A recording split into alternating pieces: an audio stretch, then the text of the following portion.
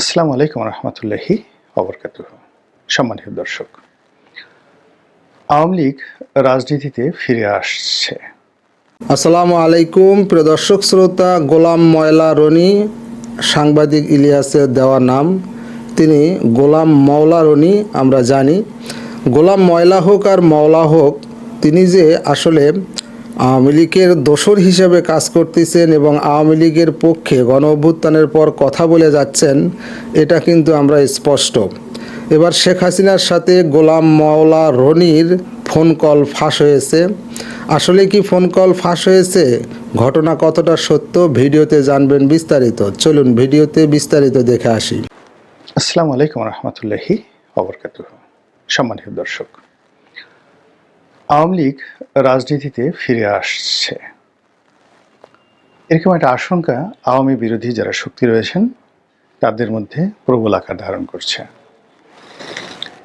এবং আওয়ামী লীগ কীভাবে আসবে, কখন আসবে, কার মাধ্যমে আসবে, এগুলো এখন নানাভাবে নানা মহল থেকে এই জিনিসগুলো বিশ্লেষণ করার চেষ্টা করছে। কেউ হয়তো বলার চেষ্টা করছেন যে শেখ হাসিনা ব্যক্তিগত জীবনে খুবই সাহসী এবং তার সাহস প্রমাণিত। তিনি কেবল যে 15 বছর ক্ষমতায় বসে সাহস দেখিয়েছেন তা নয়, ক্ষমতার বাইরে বিরোধী দলীয় নেত্রী হিসেবে সাহস দেখিয়েছেন, রাজনৈতিক দলের নেত্রী হিসেবে, রাজপথের নেত্রী হিসেবে সাহস দেখিয়েছেন এবং তার জীবনে সফলতা ব্যর্থতার যেখানে যেখানেই হয়েছে যা কিছু, সব ক্ষেত্রেই তিনি সাহস দেখিয়েছেন, সাহস হারা হননি। কয়েকটা উদাহরণ দিই, যেমন ধরুন এরশাদ জামানাতে তার সমাবেশের উপর গুলি চালানো হলো, প্রায় 18 জন একেবারে নির্বিচারে স্পট ডেথ চট্টগ্রামে। তো তিনি সাহস হারাননি, সেই এরশাদের সঙ্গে লড়াই করেছেন, সংগ্রাম করেছেন। আবার রাজনীতির প্রয়োজনে সেই এরশাদের সঙ্গে বন্ধুত্ব করেছেন, পলিটিক্যাল প্রয়োজনে। তো কাজেই তার এই যে সাহস এবং কৌশল, এবং সেই এরশাদকে ছলে বলে কৌশলে একেবারে কবরে যাওয়া পর্যন্ত যেভাবে তিনি তাকে রাজনীতি শিখিয়ে দিয়েছেন, তাহলে ওই যে 18 জন মানুষকে গুলি করে হত্যা করার যে পরিকল্পনা, তো সেটা তাকে আজীবন একেবারে মৃত্যু পর্যন্ত তাকে কিন্তু তাড়িত করেছে এরশাদ সাহেবকে। This is Sheikh Hasina. Second হলো 21শে আগস্টের গ্রেনেড হামলা, যারা দেখেছেন ওটা বিভৎস, ভীষণ রকম বিভৎস, নির্মম এবং নিষ্ঠুর। এবং যারা এই অপকর্ম করেছেন তারা সবাই অভিসম্পাতের যোগ্য। দুনিয়া এবং আখেরাতে তাদেরকে আল্লাহর বিচার এবং মানুষের বিচার দুটোই তাদের জন্য প্রযোজ্য। তারা কখনো ওই নির্মম কর্মকাণ্ডের দায় এড়াতে পারবেন না। আমরা জানি না কারা করেছে এই কর্মটি, কিন্তু এটা খুবই নিষ্ঠুর, খুবই নির্মম। এবং যেহেতু আমি সেই ঘটনার সাক্ষী, আমি জানি ওই দিন কী নির্মমতা ঘটেছিল এবং কী ধরনের ভীত সন্ত্রস্ত অবস্থা তৈরি হয়েছিল। নর্মালি আমাদের বাঙালির অ্যাভারেজ সাহস কী? অ্যাভারেজ সাহস হলো যে আপনার পাশে যদি একটা টায়ার, রিক্সার টায়ার ব্রাস্ট হয়, আপনি 3টা লাফ দেবেন। যদি বেবি ট্যাক্সির চাকা ব্রাস্ট হয়, আপনি পড়ে যাবেন। আর ট্রাকের চাকা যদি ব্রাস্ট হয়, আপনি এমন দৌড় দিবেন, অন্ততপক্ষে আধা কিলোমিটার দৌড়ানোর পরে আপনি চিন্তা করবেন যে আপনি কেন দৌড়ালেন। পুলিশ যদি গুলি করে, একটা পটকা যদি ফাটানো হয়, ককটেল ফাটানো হয়, বোমা ফাটানো হয়, তাহলে দৌড়াদৌড়িতে এমনভাবে শুরু হয়ে যায় যে আপনার ঘনিষ্ঠ বন্ধু দুইজনের গলায় মানে গলাগলি করে আপনি দাঁড়িয়ে দাঁড়িয়ে কোনো সমাবেশ দেখছিলেন, পথে হাঁটছিলেন, হঠাৎ করে দেখা গেল পিছনে একটা ককটেল ফুটেছে। 1 মিনিটে আপনি আপনার বন্ধুকে ভুলে যাবেন এবং একটা ধাক্কা দিয়ে তাকে পিছনে ফেলে ওরে বাবা গো, ওরে মা গো বলে দৌড়াবেন। এটা হলো একটা অ্যাভারেজ বাঙালির যে সাহস। 21শে আগস্টে যখন গ্রেনেড হামলা হলো, তখন প্রথমত এই যে দৌড় শুরু হলো, হাজার হাজার নেতাকর্মীর দৌড়, একজনের পায়ের নিচে পড়ে আর একজন আহত। দ্বিতীয়ত যেটা হলো সেটা হলো এই গ্রেনেডের যে স্প্লিন্টার দ্বারা তারা অনেকে আহত হলে ওখানে পড়ে গেলেন, রক্তাক্ত হলেন, অনেকের স্পট ডেথ হলো। এরপরে আবার গুলি চালানো হলো, ব্রাশ ফায়ার করা হলো, শেখ হাসিনাকে টার্গেট করে। তো এত কিছুর মধ্যে তিনি ট্রাকের উপর দাঁড়ানো ছিলেন, সেখান থেকে নামলেন, তারপরে তার নিজের গাড়িতে উঠলেন। এটা যেন তেন সাহসের বিষয় নয়। যারা বলেন যে এটা শেখ হাসিনার পরিকল্পিত, যিনি বিএনপিকে বিপদে ফেলার জন্য এই কাজ করেছেন, আল্লাহর গজব তাদের জন্য অপরিহার্য। তাদের মস্তিষ্কের উপর ক্রিয়া পড়বে রীতিমতো। এখন এই যে 21শে আগস্টের যে গ্রেনেড হামলা, তারপরে ওনার যে আহাজারি, ওনার যে চিৎকার, ওনার চোখের যে আকুতি, ওনার কান্না, ওনার ক্রোধ, একটু ভালো করে দেখেন তো, পৃথিবীর সবার মতামত নেন, সমস্ত মনোবিজ্ঞানীদের দেখান যে এর মধ্যে কোনো অভিনয় আছে নাকি। তো সেই অবস্থাতে তিনি সাহস হারা হননি। 1/11-এর সময় আপনারা জানেন যে তত্ত্বাবধায়ক সরকারের যে তৎকালীন যে মঈনুদ্দিন ফখরুদ্দিন সরকারের যে মাস্টার প্ল্যান, সেই মাস্টার প্ল্যান অনুযায়ী বেগম জিয়া চলে যাবেন। তারেক রহমান সাহেবকে আগেই পাঠিয়ে দেওয়া হয়েছে এবং বেগম জিয়া নীতিগতভাবে রাজি হয়েছেন এবং তিনি ব্যাগ ঠ্যাগ গুছিয়ে বসে আছেন, রেডি হয়ে আছেন। তো এই যে রেডি হয়ে আছেন, এই সময়টিতে মেজর আক্তার, এই যে বিখ্যাত মেজর আক্তার এমপি, তিনি সেখানে ঢুকলেন এবং বেগম জিয়াকে সেখান থেকে নেওয়ার জন্য তৎকালীন ডিজিএফআই ব্রিগেডিয়ার বাড়ি, সেখানে তিনি বসেছিলেন। তো বেগম জিয়া যাবেন, ঠিক এই সময়টাতে তার বাসায় ঢুকে মেজর আক্তার বললেন, ম্যাডাম আপনি একই কাজ করছেন, আপনি যদি এখন যান বিএনপি রাজনীতি শেষ হয়ে যাবে।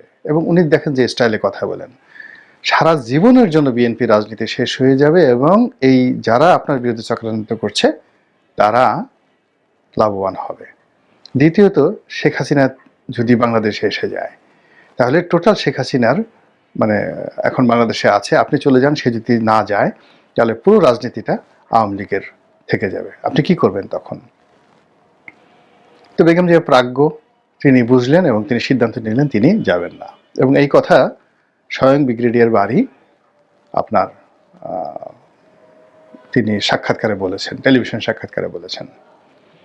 তো এখন বোঝার চেষ্টা করুন যে ওই অবস্থাতে শেখ হাসিনা কিন্তু ছিলেন এবং তিনি দেশের বাইরে ছিলেন।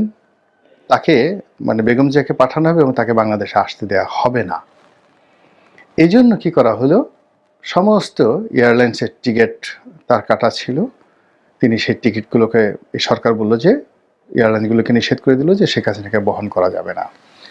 ফলে তিনি হিথরো এয়ারপোর্টে এসে আটকে ছিলেন এবং সেখান থেকে সমস্ত কৌশল করে তিনি রাষ্ট্রকে চ্যালেঞ্জ করে, মঈনুদ্দিন ফখরুদ্দিনকে চ্যালেঞ্জ করে বাংলাদেশে চলে আসলেন। এটা হলো শেখ হাসিনার সাহস। তারপর শেখ হাসিনা যেদিন গ্রেফতার হয়েছিলেন, আপনারা জানলে অবাক হয়ে যাবেন, আমি জানি। ওই 1/11-এর সময় 2 নেত্রীকে গ্রেপ্তার করা হলো। খালেদা জিয়ার বাসায়, বেগম খালেদা জিয়ার বাসায় কী হয়েছে আমি বলতে পারবো না, বাট শেখ হাসিনার বাসায় কী হয়েছে আমি বলি। ওনার বেশিরভাগ লোক পালিয়ে গেছিলেন সেদিন, হাতে গোনা 2-1 ছিলেন। তিনি অভিমান করে ক্ষোভ করে বললেন যে তোমরা থেকে লাভটা কি, তোমরাও চলে যাও। এবং তারাও অনেকে চলে গেল। এরপর যুব মহিলা লীগের নাজমা থেকে শুরু করে অন্য সবাই যারা ছিলেন রাজনৈতিক নেতাকর্মী, তারা উপস্থিত হলেন সেখানে, কিন্তু ওনার যারা পার্সোনাল স্টাফ ছিল তারা কিন্তু সবাই পালিয়েছিলেন। কিন্তু উনি স্থিরভাবে বসেছিলেন এবং সেখান থেকে তাকে যে অপমান করে, যে কষ্ট দিয়ে সেই ঢাকা কোর্টে উঠানো হয়েছিল টানা হেঁচড়া করে, এ দৃশ্য আমরা এখনো দেখি। কিন্তু তিনি কোনো অবস্থাতে সাহস হারা হননি। তো সেই রমণী এখন যেখানে আছেন, 1/11-এর সময় যেখানে ছিলেন তার চেয়ে 100 গুণ বেটার অবস্থায় তিনি আছেন ভারতের জিম্মায়, with full support of India. এবং 1971 সনে ইন্ডিয়া যে মানে অবস্থানে ছিল আন্তর্জাতিক প্রেক্ষাপটে, তার চেয়ে 100 গুণ ভালো প্রেক্ষাপটে এখন ইন্ডিয়া আছে। আর ইন্দিরা গান্ধী 1971 সনে যে অবস্থায় ছিল তার সে 100 গুণ কর্তৃত্ব নিয়ে নরেন্দ্র মোদী আছে। আর ওই সময়টাতে তাজউদ্দিন সরকার যত দুর্বল অবস্থানে ছিল, বঙ্গবন্ধু তো জেলখানাতে, তার সাথে 1 কোটি গুণ শক্তিশালী অবস্থানে আছে আওয়ামী লীগের নেতাকর্মীরা দেশে, দেশের বাইরে এবং স্বয়ং শেখ হাসিনা। তো কাজেই তিনি যদি সাহস দেখাতে চান, টুস করে ঢুকে পড়তে চান, এটা কথার কথা নয়, এটি হতে পারে। এবং সেটা যদি হয় তাহলে কি যে হবে আমরা বলতে পারি না। বাংলাদেশের রাজনীতিতে কিয়ামত হয়ে যাবে, অথবা আওয়ামী লীগ পুনর্বাসিত হবে যদি সে সেটা সাহসটা দেখায়। টিল টুডে, টিল নাও, আজকের দিনে। এখন সমস্যা হয়ে গেছে যে শেখ হাসিনা পালালেন কেন, বা তিনি উড়ে গেলেন কেন? এটা একটা $1 মিলিয়ন প্রশ্ন। শেখ হাসিনার সাথে যারা ছিলেন, এরকম প্রায় 1000 খানেক লোক, তারা খুবই নিরাপদে, কেউ এয়ারপোর্ট দিয়ে, কেউ সীমান্ত দিয়ে পালিয়ে গেলেন। ভারতে, সিঙ্গাপুরে, ব্যাংককে, আমেরিকাতে। টাকা পয়সা, তাদের টাকা পয়সা তারা আগেই নিয়ে নিয়েছিল, এবং বাংলাদেশে তারা কেউ তাদের আত্মীয় স্বজনের বিপদে আপদে নেই। তো কাজে এখানে এই যে আওয়ামী লীগের 1000 শীর্ষ নেতাদেরকে, যাকে বলা হয় নিরাপদে পৌঁছে দেওয়া, যারা আওয়ামী লীগের মূল শক্তি, এবং তাদের সবার হাতেই হাজার হাজার কোটি টাকা আছে। 2 নম্বরে হলো যে আওয়ামী লীগের কিছু নেতাকে গ্রেপ্তার দেখানো হয়েছে। এখন যাদেরকে গ্রেপ্তার দেখানো হয়েছে তাদেরকে আওয়ামী লীগ অনেক আগেই মাইনাস করতে চেয়েছিল, কিন্তু তারা এরকম একটা সিন্ডিকেট গড়ে তুলেছিলেন। সেই সিন্ডিকেশনের কারণে এদেরকে আসলে বাদ দেওয়া যায় নাই। তো এই লোকগুলো আওয়ামী লীগের খাতায় বাতিল মাল, বাতিল মাল। সেই বাতিল মাল যারা আছেন তারাই বাংলাদেশে রয়েছেন, পালাতে পারেননি, এবং তাদের একটা বিরাট অংশকে গ্রেপ্তার করা হয়েছে। কিন্তু আওয়ামী লীগের যে সকল টাটকা, যাকে বলা হয় সম্পদ রয়েছে, বাতিল মাল বললাম আর টাটকা সম্পদ, তো টাটকা সম্পদ রয়েছেন, the asset, valuable asset, effective asset, যাদেরকে নিয়ে আওয়ামী লীগ মাঠে ময়দানে লড়াই সংগ্রাম করেছে এবং আগামীতে লড়াই সংগ্রাম করার স্বপ্ন দেখে, সেই মানুষগুলোকে নিরাপদে, নিশ্চিন্তে, নির্ভাবনায় পাঠিয়ে দেওয়া হয়েছে, এবং তারা সেখানে গিয়ে নির্ভাবনায় আছেন, কোনো রকম সমস্যা নেই। তখন তারা কি সেখানে বসে বসে আঙ্গুল চুষবেন? তারা কি সেখানে বসে বসে ডক্টর মোহাম্মদ ইউনূসের জন্য দোয়া করবেন, যা হা হা হা, এত ভালো মানুষ হয় না, ওনার শাসন আমলে আমরা এভাবে পালিয়ে এলাম, যদি বিএনপি আসতো আমাদেরকে এভাবে পালাতে দেওয়া হতো? কাজেই ডক্টর মোহাম্মদ ইউনূসের হায়াত আল্লাহ দারাজ করে দাও, হায়াত বৃদ্ধি করে দাও, তাকে হায়াতে তাইয়্যিবা দান করো। অথবা তারা কি ডক্টর মোহাম্মদ ইউনূসের শানে মিলাদ পড়াবেন, নাকি উমরা করে আসবেন, নাকি ডক্টর মোহাম্মদ ইউনূসের পতনের জন্য এবং তাদের নেত্রী শেখ হাসিনাকে ক্ষমতায় বসার জন্য, আওয়ামী লীগকে ক্ষমতায় নেওয়ার জন্য তারা সর্বশক্তি নিয়োগ করবেন? নিজেরাই চিন্তা করুন। এখন এই দুটো চিন্তার মধ্যে দেখুন, যেখানে প্রথম যে ভুলটা হয়ে গেছে সেটি হলো স্বয়ং শেখ হাসিনা যেভাবে নির্বিবাদে চলে গিয়েছেন, এই চলে যাওয়াটা শেখ হাসিনার জন্য ঠিক আছে। এটা আসাদ সাহেবের ক্ষেত্রে ঘটে, রেজা শাহ পাহলভীর ক্ষেত্রে ঘটেছে। মানে রাষ্ট্রের যিনি প্রধান, তাকে যেহেতু রাষ্ট্রীয় প্রোটোকল থাকে, এখানে তাকে নিরাপদে পৌঁছে দিতে হবে, আদারওয়াইজ এখানে একটা রক্তারক্তি কাণ্ড ঘটলে পুরো রাষ্ট্রীয় ব্যবস্থা নিয়ে একটা টানাটানি লেগে যেত। কিন্তু বাকি যারা ছিলেন, শেখ রেহানা ছিলেন, অন্যান্য তার আত্মীয় স্বজন ছিলেন, আরও অনেকে ছিলেন, তো ইচ্ছা করলে তাদেরকে যদি আটকানো যেত, তাহলে আজকে আওয়ামী লীগের যে ফিরে আসা নিয়ে আমাদের যে আতঙ্ক, আমাদের যে ভয়, আমাদের যে ক্যালকুলেশন, বা আমরা যে সকল কথাবার্তা বলছি, এই শর্টটা অনেকটা কমে যেত। এরপরের যে প্রসঙ্গ সেটি হলো, কেন বারবার আওয়ামী লীগের কথা আসছে, কেন আমরা বিএনপির কথা বলছি না, জামাতের কথা বলছি না, ডক্টর ইউনূসের কথা বলছি না? আমাদের এখন আসলে আওয়ামী লীগের নামই নেওয়া উচিত না। আওয়ামী লীগের নাম শুনলে আমাদের বমি করা উচিত।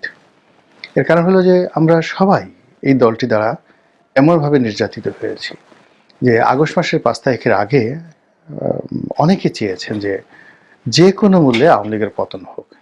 এমনকি অনেক লক্ষ লক্ষ মা বোনেরা, ভাই বোনেরা, দাদারা, চাচারা তারা বলেছেন যে আল্লাহ, আমার জীবনের বিনিময়ে তুমি আজরাইলকে পাঠিয়ে আমাকে নিয়ে যাও, আমার সন্তানরা যেন আওয়ামী লীগ মুক্ত একটা দেশে, শেখ হাসিনা মুক্ত একটা দেশে বসবাস করতে পারে, সেই ব্যবস্থা করে দাও। আমি অসহায়, আমি কিছু করতে পারছি না, এই দোয়া করেছে। রাস্তাঘাটের যারা রয়েছেন সবাই সমালোচনা করেছেন, গালাগালি করেছেন, অকথ্য ভাষায়, অশ্রাব্য ভাষায় গালাগাল করেছেন। এই 100 দিনের পর, মানে 4 মাসের মাথায়, 120 দিনের মাথায় কেন আমরা আওয়ামী লীগের ফিরে আসা নিয়ে কথা বলছি? কেন শেখ হাসিনার জনপ্রিয়তা বেশি না ডক্টর ইউনূসের জনপ্রিয়তা বেশি, এসব নিয়ে জরিপ হচ্ছে? কেন বিএনপির সঙ্গে আওয়ামী লীগের তুলনা করা হচ্ছে? এই জিনিসগুলো কেন যেই লাউ সেই কুদু বলা হচ্ছে? কেন এক জালিম গিয়েছে আর এক জালিম এসেছে, এই কথাগুলো বলা হচ্ছে? তো এই জিনিসগুলো ভাবতে হবে। আমরা এই যে 120 দিনের মধ্যে যদি সফল হতে পারতাম, মানুষকে নিশ্চয়তা দিতে পারতাম, সব কিছুর গ্যারান্টি দিতে পারতাম, বিশ্বাস করেন ডক্টর মোহাম্মদ ইউনূসের অধীন শুধু আমরা 5 বছর নয়, উনি 5 বছর থাকতেন, 5 বছর পরে তারপরেও আমরা ওনাকে বলতাম যে আপনি আরও থাকেন, আর যদি আপনি না থাকেন তাহলে আপনি আমাদের রাষ্ট্রপতি হন, প্রধানমন্ত্রী যারা নির্বাচিত হবে তারা থাকুক, আপনি রাষ্ট্রপতি হন। এই ছিল মন মানসিকতা। এমনকি আমি বিএনপির শীর্ষ যারা নেতৃবৃন্দ রয়েছেন তাদের সঙ্গে কথা বলেছি। তখন তো আমরা জানতাম না যে ডক্টর মোহাম্মদ ইউনূস আসবে। আমি সেই 2021-22 সনের কথাই বলছি। কন্টিনিউয়াসলি অনেক বিএনপির টপ যারা 5-6 জন নেতা রয়েছেন তাদের একান্ত আলোচনা। তো তারা যখন আমাকে বলতেন যে মিস্টার রনি, আপনি বলেন তো যে ভবিষ্যৎ কি হতে পারে, তা আমি বললাম যে মধ্যে একটা ইন্টারিম কিছু একটা আসবে, সেটা সেনাবাহিনী হতেও বা যা হোক, আওয়ামী লীগ থাকবে না এটা শিওর, আওয়ামী লীগ থাকবে না, মধ্যে একটা আসবে এবং তারা 5 বছরের আগে কমপক্ষে যাবে না। তো বিএনপির লোকরা তো সবাই একেবারে এক বাক্যে আমাকে বলেছেন যে আমি একেবারে নাম ধরে ধরে, কেউ যদি চ্যালেঞ্জ জানায় নাম ধরে ধরে আমি তাদেরকে সামনে আনতে পারবো। তারা বলেছে যে হাসিনা যাক, আওয়ামী লীগ যাক, যেই আসুক না কেন দেশটা মোটামুটি ভালো চলুক, 5 বছর থাকুক, দরকার হলে 5 বছর পরে আমরা ইলেকশন করব। তো এরকম একটা মেন্টাল প্রস্তুতি তো বিএনপির ছিল সেই 2021-22 সন থেকে। তো তারা এইভাবে চিন্তা ভাবনা করে এসছে। এখন সেই বিএনপি অলনে ছাড়েন, তারা বলছে এখনই ইলেকশন দিতে হবে। তাহলে এই যে পরিবেশ এবং পরিস্থিতি কারা সৃষ্টি করলো? নিঃসন্দেহে এখন যারা রাষ্ট্র ক্ষমতায় আছে তারাই করেছেন, এবং তাদের কর্মকাণ্ড, তাদের কথাবার্তা, তাদের আচরণ এবং তাদের বিভিন্ন ব্যর্থতা এবং তাদের দোদুল্যমানতা সব মিলিয়ে এমন একটা পরিবেশ এবং পরিস্থিতির সৃষ্টি করেছে যার ফলে মনে হচ্ছে এই আওয়ামী লীগ বোধহয় এসে গেল, বা আওয়ামী লীগ যে কোনো মুহূর্তে এসে যেতে পারে। আমার সিক্স সেন্স বলছে যে দৈবাৎ কোনো দুর্ঘটনা যদি না ঘটে, রাজনৈতিকভাবে আওয়ামী লীগের পুনর্বাসিত হতে অনেক সময় লাগবে। কিন্তু দৈবাৎ দুর্ঘটনা মানে দুর্ঘটনার তো কোনো বাপ মানে, এটা যে কোনো সময় ঘটতে পারে। যেমন সিরিয়াতে যেটা ঘটলো, বা বাংলাদেশে ডক্টর মোহাম্মদ ইউনূস যেভাবে এলেন, কিংবা আফগানিস্তানে যেভাবে অলনে ছাড়েন আমেরিকান বাহিনী লেজ গুটিয়ে চলে গেল, তালেবানরা ক্ষমতায় আসলো, উইদিন 48 আওয়ার্সের মধ্যে কাবুল দখল হয়ে গেল, এবং যেভাবে হাতে পায়ে ধরে, তালেবানদের হাতে পায়ে ধরে আমেরিকান সৈন্য সেখান থেকে পালালো, এবং যেভাবে তাদের তাবেদাররা বিমানের ডানার উপরে উঠে যেভাবে পালানোর জন্য তারা চেষ্টা করলো জীবন ভয়ে, আফগান জাতি, সেখানে বাংলাদেশে কি হতে পারে এটা কল্পনাই করা যায় না। বাস্তবতা হলো অনেক রক্ত দিয়েছি, অনেক রক্ত ঝরিয়েছি এই আওয়ামী লীগকে বিদায় করার জন্য। এখন কতটা বিপদে পড়লে, অনেকটা এখন সেই আওয়ামী লীগকে যদি আবার রাষ্ট্র ক্ষমতায় আমরা দেখি, আওয়ামী লীগের আগমন ধ্বনিতে যদি জয় বাংলা বলতে হয়, তাদের জন্য যদি ফুলের পাপড়ি বিছাতে হয়, তাহলে নিজের চামড়া দিয়ে জুতো বানিয়ে নিজে পরিধান করে পাহাড়ে উঠতে যে কষ্ট হয় একটা মানুষের, তার চেয়ে অনেক অনেক বেশি কষ্ট অনেক মানুষের হবে। আল্লাহ আমাদের সবাইকে হেদায়েত দান করুন এবং হেফাজত করুন। আসসালামু আলাইকুম ওয়া রাহমাতুল্লাহি ওয়া বারাকাতুহু। দর্শক শ্রোতা, গোলাম মাওলা রনি যেভাবে আচরণ করতেছে, আওয়ামী লীগের পক্ষ হয়ে যেভাবে কথা বলতেছে, বিএনপির একজন নেতা হয়ে আওয়ামী লীগের পক্ষে এভাবে কথা বলা কতটা সঙ্গত? গোলাম মাওলা রনি স্বইচ্ছায় এগুলো করতেছেন নাকি গোলাম মাওলা রনি টাকা খেয়েছেন? ভিডিওতে আপনারা গোলাম মাওলা রনির মুখেই শুনলেন। এ বিষয়ে আপনার মতামত চাচ্ছি লিখবেন। আজকে এই পর্যন্তই। আল্লাহ হাফেজ।